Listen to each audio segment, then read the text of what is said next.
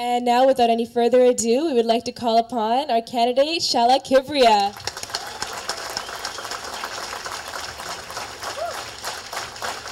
So, assalamu alaikum, brothers, sisters, friends, family, volunteers, honorable guests. Actually, all of you are honorable to me, all of you. The reason why we've gathered here is because we all want something better. We want something better not only for our current condition, but something better for our children. For those of you who have children, I'm sure when they're sleeping at night, after like them spilling the milk, after they muddied every single piece of clothing, after they've tramped the mud into the house so you have to mop it a third time for the day, you still look at them when they're sleeping, you're like, this world has to get better. This world has to get better. But we're living paycheck to paycheck to paycheck, somehow still trying to make it work and not making it sometimes, right? Every 3 weeks, my kids grow out of their clothes. I don't know about you guys, but my kids grow out of their clothes every 3 weeks. People have asked me repeatedly, some of which of whom are present here, Shaila, why are you running for the NDP? I answer to them that this is a very important question to me. And it's because I have to follow my passion and my faith, which drives me towards anything and everything. I want balance. I want equality. I want equity. I want social justice. I want the members of provincial parliament and the members of provincial parliament to show up when we're having a rally for social justice. Not only those that care, but every one of them, but I've only seen the NDP show up. When my brothers and sisters are being killed, whether it be in Africa, whether it be in Iraq, whether it be in Afghanistan, it was only the NDP that showed up. And I'm not ashamed to say that, because you know what? You Google my name, and you'll see that I'm in front of every rally.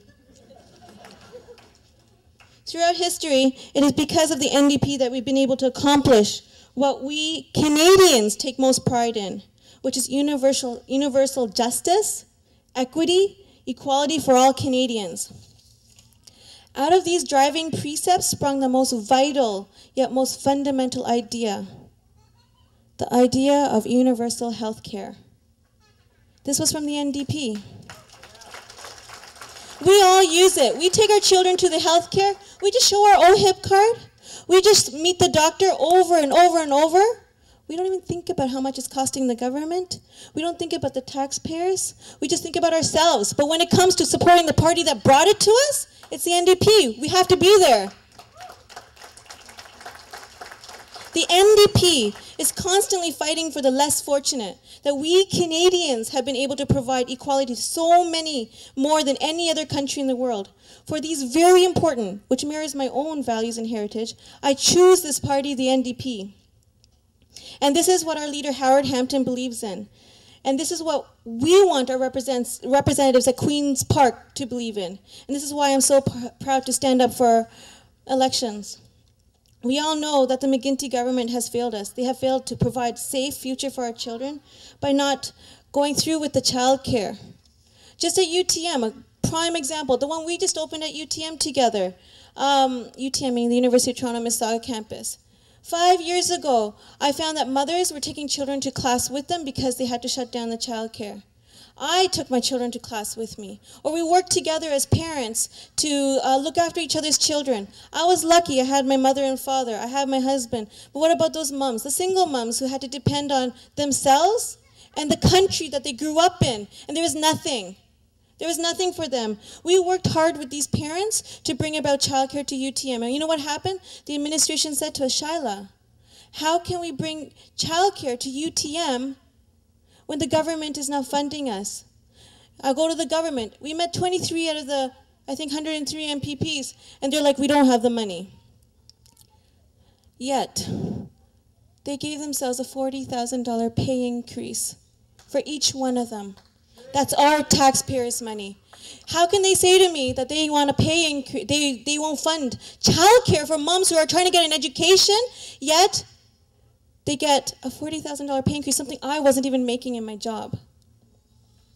When you look at Quebec, you see mothers paying a quarter of what we pay for childcare.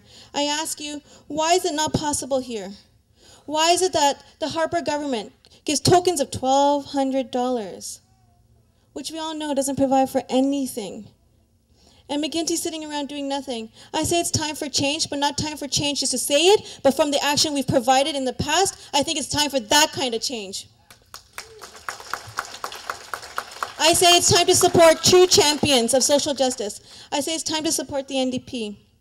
We were promised a tuition freeze by our government. I'm not going to name any more names of which government. But we were told that we were going to get a tuition freeze. We got it for 2 years, and then they jacked it up. Did they think we're going to forget? Did they forget the students are the 100% power behind anything?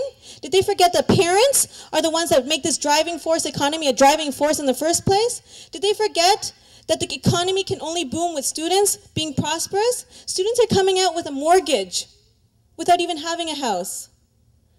Honestly, my friends, we can't forget a single person. We can't forget a single person that desires an education, because this is our next generation. We need to get away from the system of loans on top of loans on top of more loans and provide real financial assistance to our students through needs-based grants. We need to invest in our universities to make them competitive so our graduates can fulfill the promise of our next generation.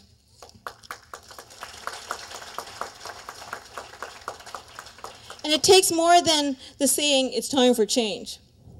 It takes not someone, but everyone to do that, to bring that change.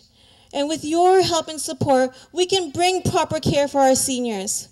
We can bring, just yesterday or 2 days ago, I read something in the newspaper about how senior citizens are in senior homes sitting in their wet diapers for the whole day. Sometimes they don't get a bath for a whole week. How are we going to answer to our children if we don't take care of our parents, our grandparents? Honestly, as a government, we're for the people, and the seniors are the pillars of our society, and I cannot believe I read what I read. Honestly, as a government, we have to take control of the society. We, the people, have to take over now. We have to take over our member of provincial, we have to take over the provincial parliament as real people, not just people who get behind papers and just do paperwork, okay, and fight in government.